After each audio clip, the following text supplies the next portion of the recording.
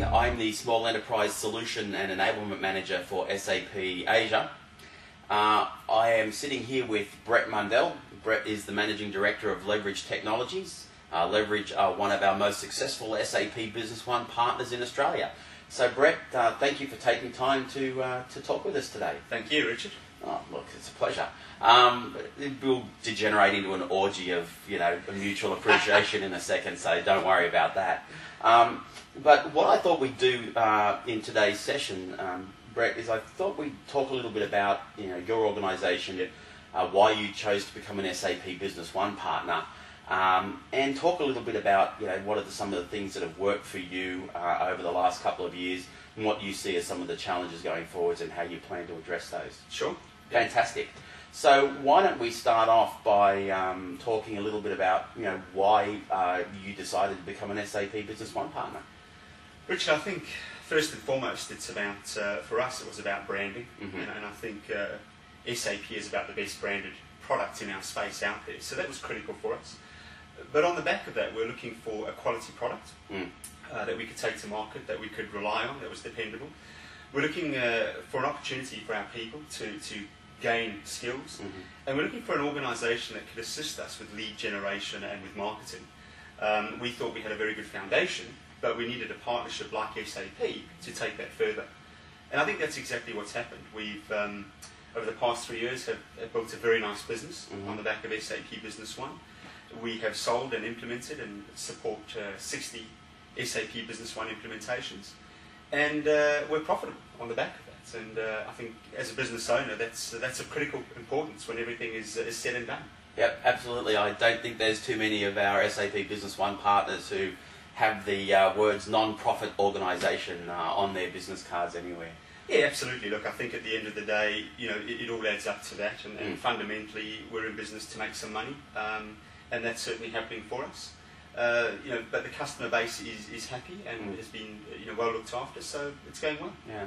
Well, I think that's certainly one of the things that, as we look at partners and we look at the things that identify those partners who are successful, having a high level of referenceability is really critical. And I know from talking with your channel manager Vince Cordy that's certainly the case for Leverage.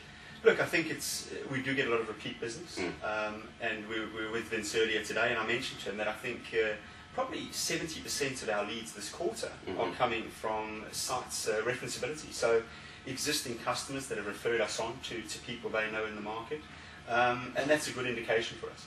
Great. So why don't we talk just for a second about those existing customers?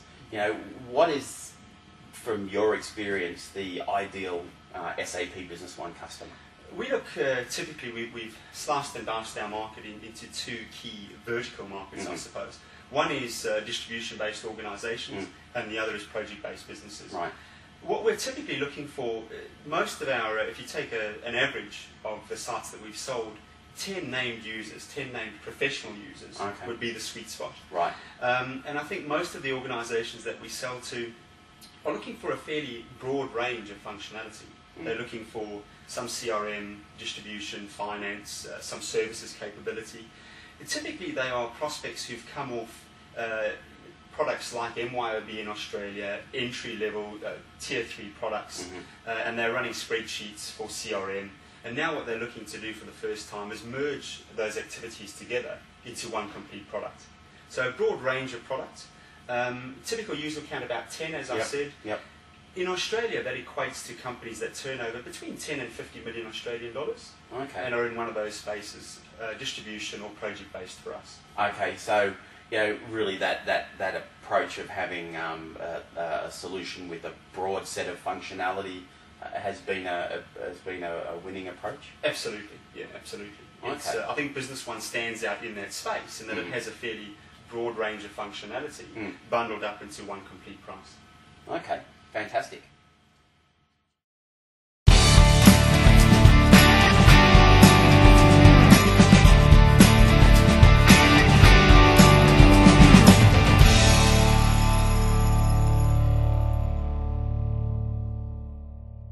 So you mentioned that you know, one of the key areas where you are generating a lot of business at the moment is from referrals, which is obviously a good sign that you're looking after your existing customers.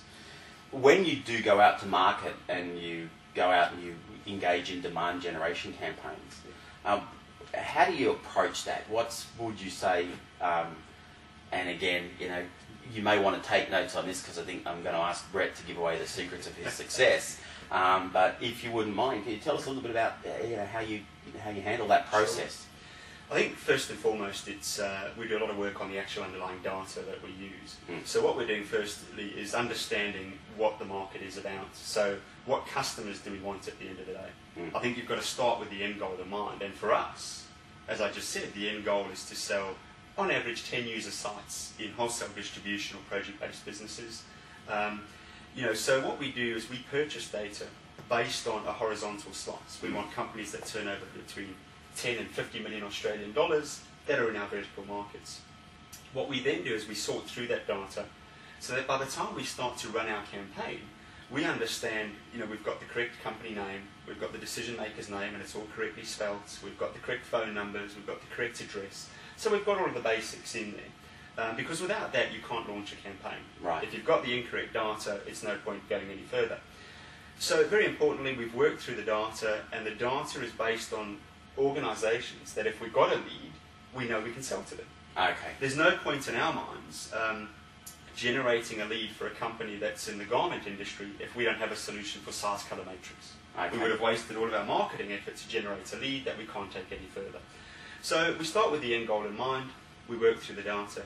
Then what we do is we work with the SAP accredited agencies, yes, who provide us with some very good quality material. So in Australia we work with MIH, they give us good quality material and a campaign built by SAP. So we'll take one of the existing SAP campaigns, work the data through it, send a mailer typically, and then follow up with telemarketing or teleboosting. Those are the core areas. You know, over and above that, obviously we get hits on our website, we look for customer referrals and all of the other activities. Right. So just roll back for 1 second. You talked about the list and the importance of the list, and you go through a cleansing process. Is that something you traditionally do internally, or have you found an agency that does that for you, or how does that work? We do a bit of both. We have one person internally, but typically what we're doing is we buy the data in from a typical list supplier. And because the initial data cleansing is reasonably high volume, you want to keep it relatively low cost. Right. So what we're doing, Richard, is we outsource that to a company that specialises in just getting people on the phones and finding out the basic information. Because let's be honest, you don't need to be an ERP expert to find out, you know, who the decision maker is, what their address is, and what the telephone number is. Those are fairly basic things. So we look to do that at a low cost. So for that, we outsource it to an agency that specialises in volume calls. Then we bring the data back in, it goes out to an SAP agency, slightly higher cost, but now we're getting quality calls into that database. Okay. When they're complete with the data, we bring it back in and we nurture the data internally. Okay, so that nurturing piece is important.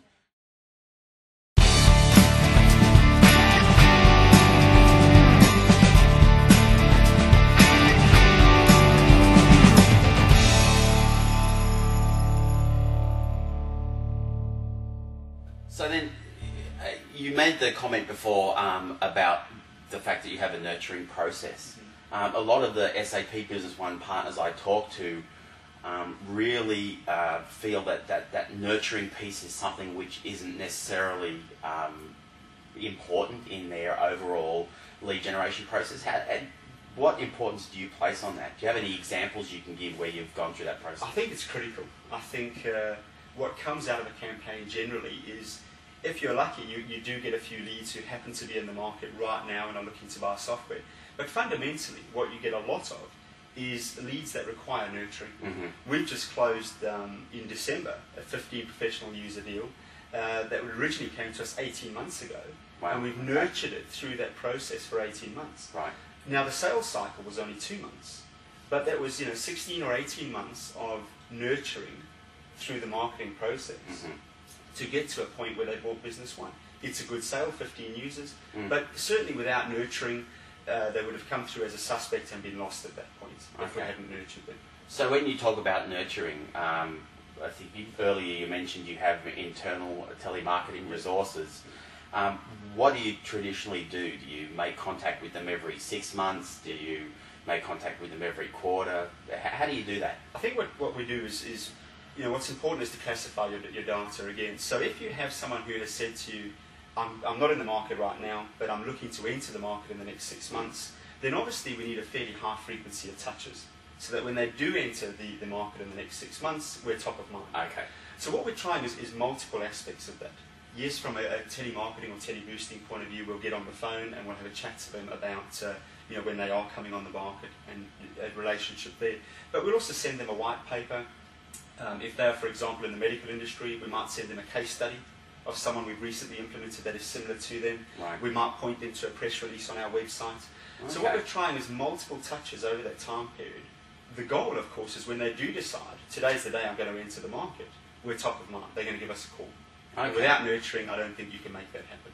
Okay, fantastic. So, again, I guess if you look at that, then every dollar you spend from a marketing perspective, even if the customer or the potential customer says no early in the piece, it's not a wasted dollar. Yeah, absolutely. I mean, that's fundamentally, at the end of the day, we're trying to maximise our marketing dollar. But every new sale to us is worth $50,000 or $100,000, depending on the size of the sale. Right. So it's worthwhile spending time and money on them, providing they're in the right market for you. Okay, understood. So the $64,000 question. And for those of you watching this, the $64,000 question used to be a game show in Australia, so it'd probably just go right over everybody's heads. But where do you track all this information? How do you manage that? Do you have a CRM system that you use internally for that? We do. We have a CRM system internally called SAP Business One. Okay, that's fantastic. So what we've done is we've taken standard SAP Business One, yes, and through a number of user-defined fields, yep, what we've done is we've managed to classify information. So what we can do is we can run a report that says, in Australia, MYOB is a good entry-level product. What we want is to run a campaign to all MYOB customers that have had their product 5 years or longer, and are between 8 and 15 users. Right. When we run that off our system, based on the user-defined fields and a standard query, it'll give us 200 names. Okay. That becomes the basis of a marketing campaign. So we track everything through Business One. We've probably got 10,500 names in there, right, that we've worked through over the past 2 years. And we've probably got 25 or 30,000 activities in there. Okay, fantastic. So then you go through a classification process on those as well for your nurturing?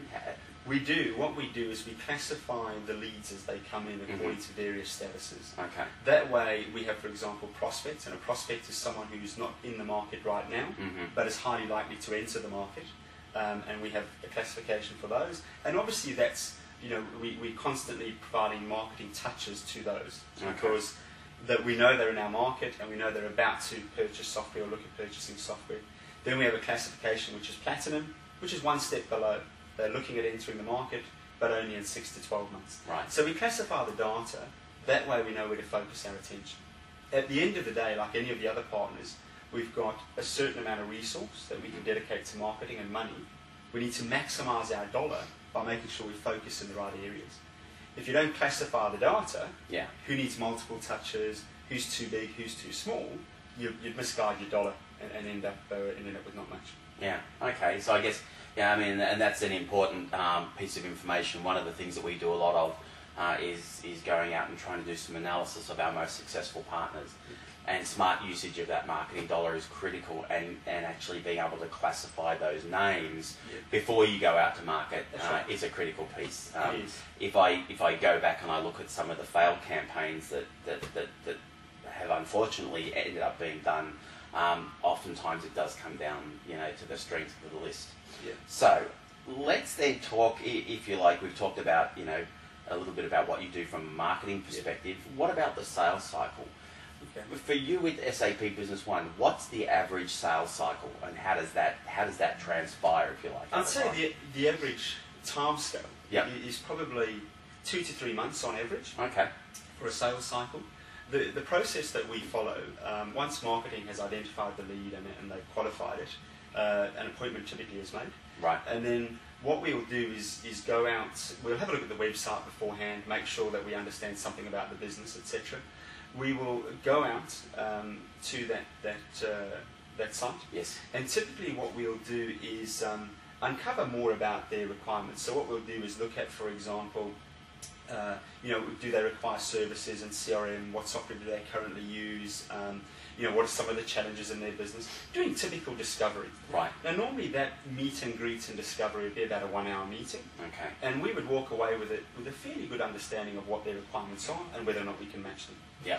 Then what we do is we would send them a budgetary proposal outlining that, in their instance, 10 users of Business One, 20 days of implementation, we think they need a budget of X. Right. Providing we're then in the ballpark, what we do is we go back and we do a presentation to them of SAP Business One. The presentation is somewhat tailored to their requirements. Okay. So again, if they were a medical distributor, we would put on there some medical products and we'd talk about things that we believe are important to them, like traceability of medical products and what have you. That demonstration takes us about 45 minutes to configure and set up before we go on site, so it's not a long process.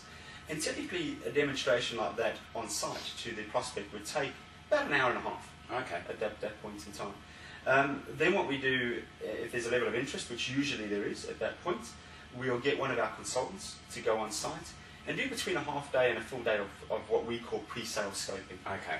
So what we're doing now is giving the consultants a chance to be on site and understand more about the requirements, let the customer meet the consultant.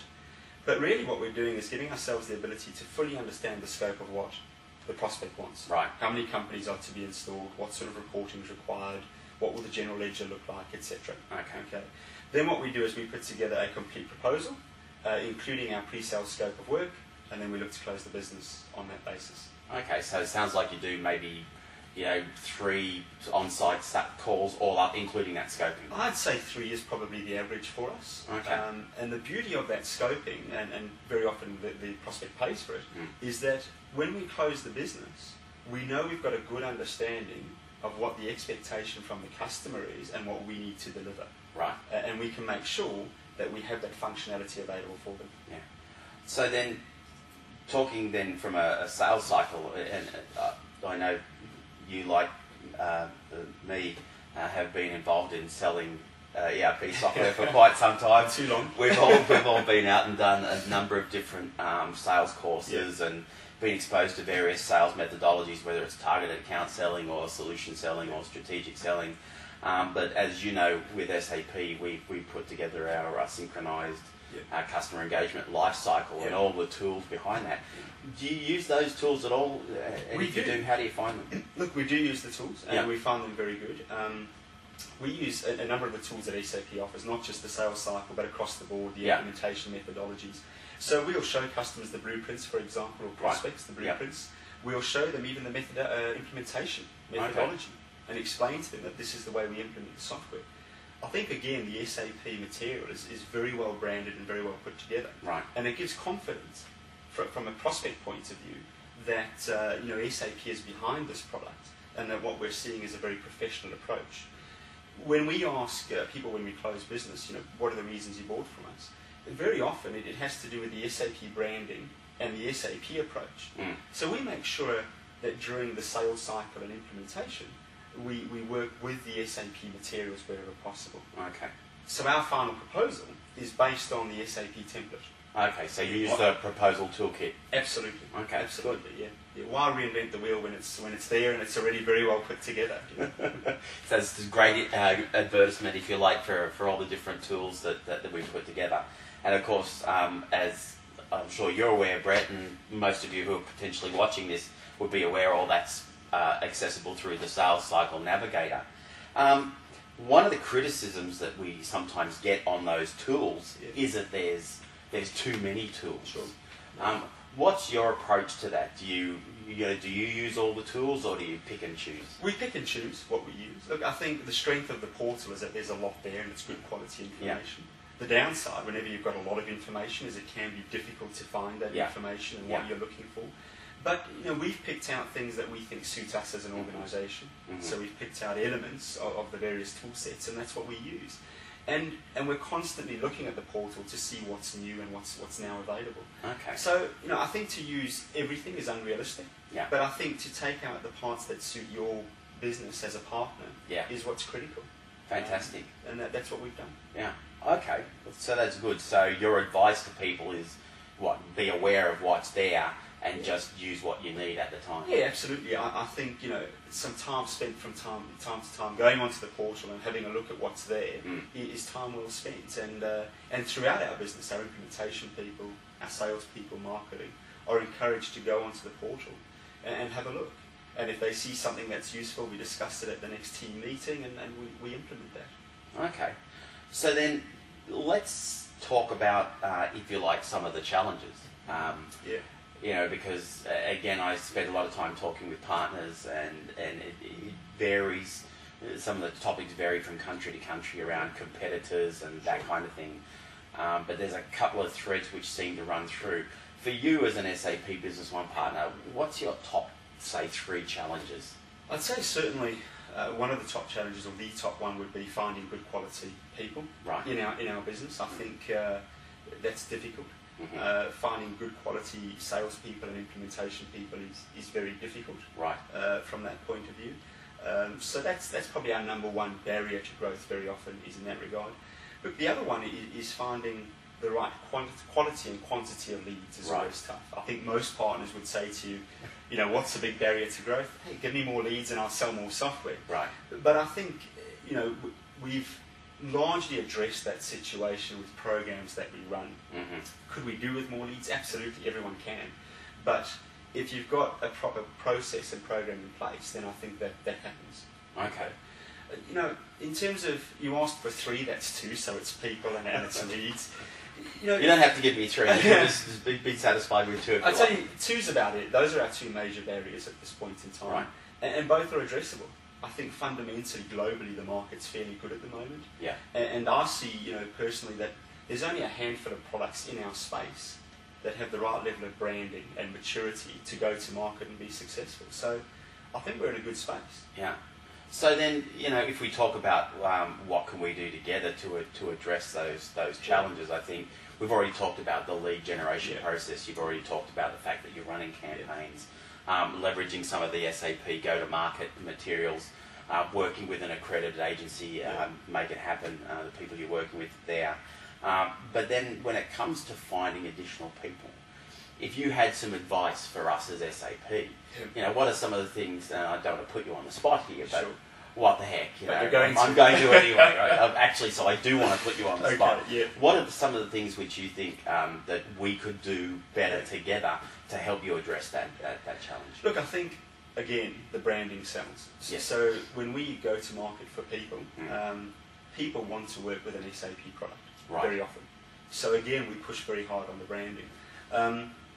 And I think one of the things we could do together from an implementation point of view, the skill set and sales, would be some form of workshop or co-branding around people development and then bringing people on board. Okay. So something that would enable us to take in potentially young graduates out of university and lead them through a process that is SAP accredited. I think. Essentially, as the Business One business grows, you're going to need a number of additional feet on the street, salespeople and implementation people. And I think it's easier to attract good quality people with branding. Right. I think that's critical. Okay. So it sounds like, and we've got it on camera now, so it sounds like there's something that we could potentially do to work on that together. I think there is, definitely. Yeah, so if we look at, some of those enablement materials that we have, we can certainly leverage that. And at the recent Business One Partner Conference, we talked about, this process of building a employee recruitment engine for your business. And I think, in case those of you who are watching this video, if you're not aware, all of those materials which are on the portal, all of the enablement materials, all of the e-learning, we make that freely available for you to utilize. So if you want to go ahead and run that kind of, if you like, recruitment process, training academy or whatever, you're absolutely free to use those materials. So then let's take a step back and talk about the overall business as a whole. Yeah. I think today's the 20th of February. Yes. And we're right in the middle of our business planning cycle from an SAP and our partners' perspective. How important to you is having a business plan there that you're committed to together with SAP? I think, for us it is a genuine partnership with SAP. So we have to understand that we both have goals. And the more we can plan and map those together, the more synergy we'll have between our goals. Right. So I think it's important for SAP to understand what we're planning as a business. Yes. And it's important for us to understand what SAP's expectations are Right. of us. Yeah. So by working together and understanding the business plan that we have, we can work together on marketing, campaigns. So it's a two-way street, and I think we need to give to SAP a level of commitment, and then we expect that back from SAP as well. So the planning process for us, is important. Okay. So as you look at your plan, and this is probably, I guess this is the third year where we've sat down and we've done some planning together. What are the kinds of things which you look at when you do your plan? We look at, there's two major elements to it. One is making sure that whatever we plan to sell, we can physically implement as a business. As a partner of SAP, we need to make a commitment to a number, but we also need to make a commitment to our customers that we can successfully implement the workload that is generated from that. So what we do really is we make sure, A, that we've got the pipeline to sell the right amount of business, and secondly, make sure that we've got the throughput. We can actually take that business that we sell and we can successfully implement it. Right. So those are two critical areas. But what we're breaking down then with SAP is per sales resource that we have. What sort of expectation, how many sites should we sell, what size should they be, what market should they be in, and then working through back to a number from there. Okay. So when you do that business planning process, I guess, you sit down at the beginning of the year and you say, okay, well, what am I going to do differently? I think Jim Collins in his book From Good to Great said one of the things which separates good companies from great companies is not what they decide to do, but what they decide not to do. Yeah. Again, putting you on the spot, are there any things this year for you as an organisation that you've decided not to do that you might have been doing in previous years? Or are you pretty happy with how things are tracking? We're pretty happy with how things are tracking, but there are certain things, for us, part of our success has been based on things we've decided not to do. Right. Some of our success has been based on sites we've decided not to sell Business One to rather than those we have. We've had to be fairly careful about making sure that we've got a good fit with Business One to the sites that we take it to. Yeah. So certainly some of our success has been based on that. But look, one of the things we have tried to do this year is separate out very much sales and marketing from implementation. Okay. Because otherwise the traditional business partner model like Leverage would be to sell software and then implement it and then realise now you don't have enough, now you've got to go sell more software, and it tends to be very lumpy demand. Okay. So what we've tried to do this year is separate out the two and make sure that sales has a very firm forecast and number that they need to reach, and then implementation has the resource to do it. Okay. And each has their own targets.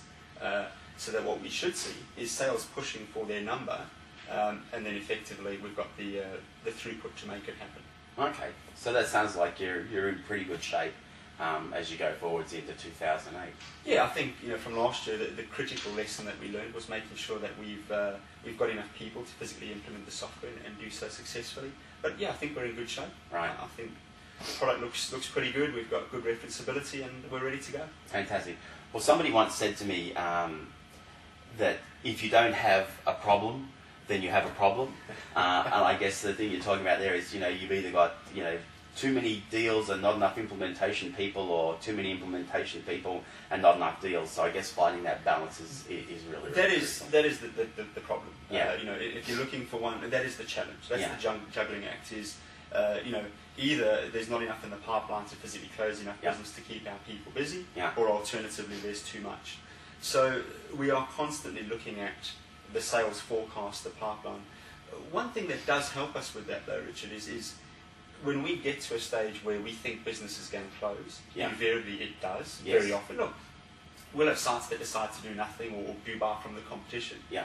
But through correct marketing and early qualification, we have a very good strike rate. Yeah. That allows us to plan somewhat better in terms of the resources that we require. But it is a juggling act, absolutely. So what is that? What is that win rate, if you don't mind me asking? I would say, given when we get to a stage where we've had a consultant go on site and physically do a half day or a day pre-sales scoping, I would say we probably win 90% of that business. Wow. 9 out of 10 of those sites become customers. Well, that's a pretty good. That's It a pretty is. good result. I think just about anybody would be happy with that kind of result.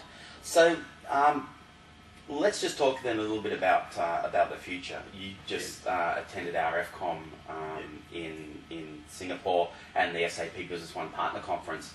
And one of the things that we talked about is our small and mid-sized enterprise solution portfolio. So you're obviously very strongly committed to SAP Business One, but you heard about SAP Business by Design and also what we're doing with SAP Business All-in-One. Yes. What do you see? Do you have any plans for those products at this point in time? How would you make that decision? Sure. Because there might be other partners who are thinking about the same issue. I think this is a personal choice for us. Yeah. We see a massive opportunity still with SAP Business One. We need to be careful not to defocus ourselves by looking at other products at this point in time. So we certainly have a big interest in products like Business by Design, Yes. And we think that it's great that SAP is enhancing the product suite that they have. Yeah. But fundamentally, for now, whilst we're looking at those products and considering them, we need to make sure that we focus on what we've got right now. Right. And what we can sell right now. And for us, we're committing to a business plan with SAP. The focus is very much on that. Okay. Certainly, we'll look at products like by design and have had some discussions around those. But we're making sure that we don't defocus our existing business. Yeah. What we've got today is a good, successful business built on the back of Business One. Yeah. Let's keep doing more of that. If we do decide on a product like by design, then effectively we'd have to build a separate team to do that, so that we don't take away from the core business at the moment. Okay, fantastic. Well, I think we've spent a bit of time talking. We've covered a whole bunch of different topics. So, again, I'd like to say thank you to you. No problem. For taking the time. If you like sharing some of the things that have made your business successful, and look forward to once again seeing you up on stage next year at our next conference, again being recognised as one of our leading partners for SAP Business One. Let's hope so, Richard. Thanks Great. very much. Thanks, Thank Brett. you. Okay, cheers.